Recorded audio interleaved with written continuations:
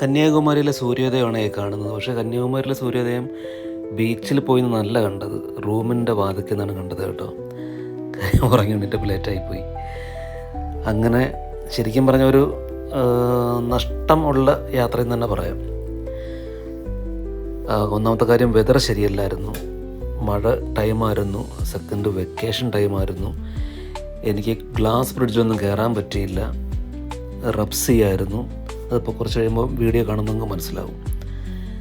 അങ്ങനെ പക്ഷേ യാത്ര ഒരു ജോളിയായിരുന്നു, നല്ല ക്ലൗഡി വെതറായിരുന്നു.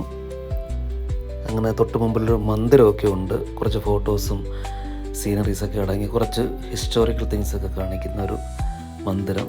വെറും 5 രൂപയുള്ളൂ പാസ്. അല്ലല്ല, ചെരുപ്പ് സൂക്ഷിക്കാൻ വേണ്ടി 5 രൂപയും അകത്തോട്ടുള്ള എൻട്രി ഫ്രീയുമാണ്.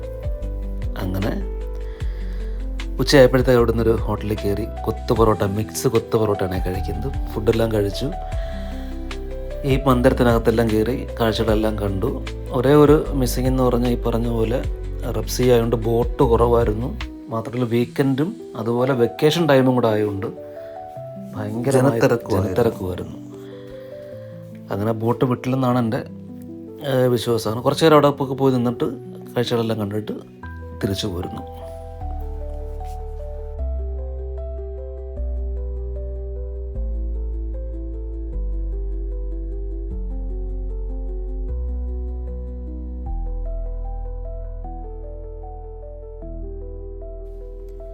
കന്യാകുമാരി പോയി കണ്ടവർക്കൊക്കെ അറിയാം, അവിടുത്തെ ഏറ്റവും വലിയ സൈറ്റ് സീയിങ്ങും ഹൈലൈറ്റും എല്ലാം നമ്മുടെ വിവേകാനന്ദ പാറയും അവിടുത്തെ ഗ്ലാസ് ബ്രിഡ്ജും ഒക്കെ തന്നെ. പക്ഷേ എനിക്കത് എക്സ്പീരിയൻസ് ചെയ്യാൻ പറ്റിയില്ല. എൻ്റെ ചെറുതിലെങ്ങാണ്ട് ഞാൻ ഒരു പ്രാവശ്യം പോയിട്ടുണ്ട്, ബോട്ടിൽ പോയൊരു ഓർമ്മ. അതിനുശേഷം പിന്നെ ഇപ്പോഴാണ് പോകുന്നത്.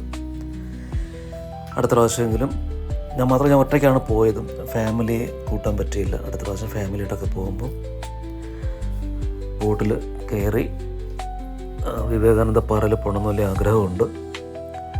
ഞാൻ നേരത്തെ പറഞ്ഞ പോലെ വെക്കേഷൻ ടൈമായിരുന്നു, കാലാവസ്ഥ മോശമായിരുന്നു. അതുകൊണ്ട് സീ കാണുമ്പോൾ അറിയാൻ പറ്റും നമുക്ക് റബ്സി.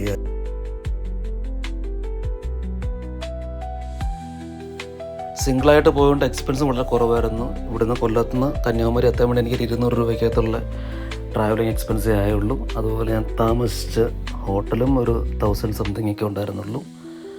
പിന്നെ ഫുഡും ഒക്കെ വളരെ ചീപ്പ് പ്രൈസായിരുന്നു. സിംഗിളായിട്ട് പോയപ്പോൾ അഫോർഡബിൾ പ്രൈസായിരുന്നു. ഫാമിലിയായിട്ട് പോകുമ്പോൾ പിന്നെ വണ്ടിയിലൊക്കെ യാത്ര ചെയ്യാൻ പറ്റുള്ളൂ. എങ്കിലും നൈസ് എക്സ്പീരിയൻസ് ആയിരുന്നു. കന്യാകുമാരി വിസിറ്റ് ചെയ്തവർ തീർച്ചയായിട്ടും പോയിട്ട് കന്യാകുമാരിയൊക്കെ ഒന്ന് കാണണം. സൂപ്പർ സൈറ്റ് സീയിങ് ആണ്.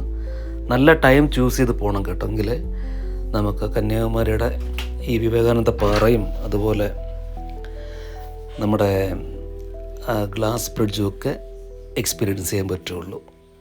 ഇല്ലെങ്കിലും സംഭവം വൈബ് തന്നെയാണ്. ഓക്കെ, അടുത്ത വീഡിയോ കാണാം. ബൈ.